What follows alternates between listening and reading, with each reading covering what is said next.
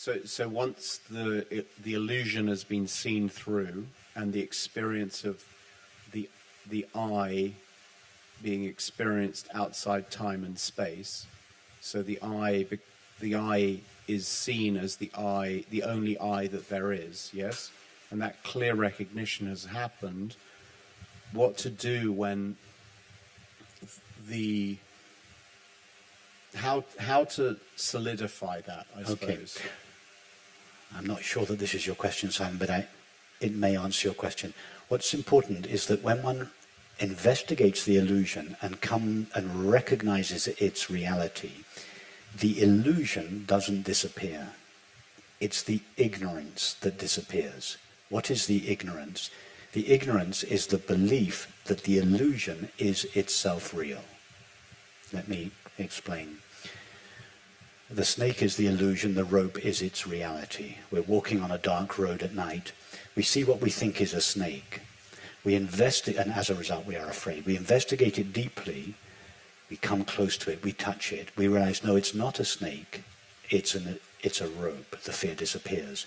We stand back. The rope still appears as a snake, but we no longer believe that appearance. It's not the illusion that has disappeared, it is the ignorance. The ignorance is the belief that the snake is real. So seeing the reality of the snake, namely the rope, doesn't necessarily get rid of the illusion. It gets rid of the ignorance. That is the belief that the illusion is real on its own terms. So the recognition of the reality of the world, the one infinite being, does not put an end to the illusion of the world. The world, if the Buddha was sitting with us now, he would see exactly the same world as we see, but its appearance would have lost its capacity to veil its reality. Whereas for most people, the illusion of the world, how it presents itself to the five senses, veils its reality. So the illusion is the same for one who is subject to ignorance and for one who isn't. The difference is whether we still believe that the illusion is real on its own terms. So my experience is that I have had I have the experience of seeing through the I and experiencing the only I that there is outside time and space. Seeing through the ego I. Yes, exactly. And then realizing there's only one I. Yeah. And it's like the realization that the ego is in consciousness. Consciousness isn't in the ego. Or if you like, should we use the mind? It's better to say that consciousness isn't in the mind anymore. That's the illusion. The mind is in consciousness. One sees that reality, that the I is outside time and space, i.e. that's consciousness. But then I find myself falling back into the feeling of separation. Yes. So what would be your advice? Yes, you keep going back to either the belief or the feeling in separation. Simply the feeling. Yeah, the feeling. Simply because, yes, the feeling outlives. The belief may have come to an end, but the feeling remains, yes. That's simply because we've been rehearsing the feeling of separation for so many decades. It's a well-worn habit.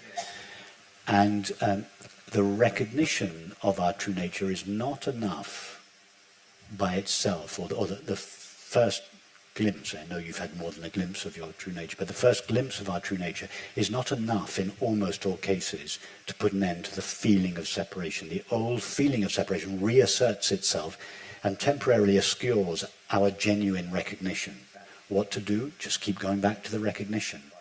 Every time we go back to that recognition, we are disempowering the feeling. The feeling diminishes. Yeah, that's very helpful, because it is this feeling level. It's the feeling level, yes. Yeah. The feeling of separation outlives the recognition in almost all cases. Okay. And therefore we have to keep on going back again and again and again. And each time we go back to our true nature, the power that the feeling of separation has over us gradually diminishes. And as a result, we begin to find ourselves established in our true nature.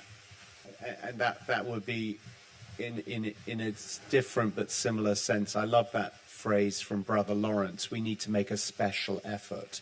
He talks about this, Yes. this sort of, what one has to. There is an effort, even though there's no effort ultimately. Yes. What one has to sort of.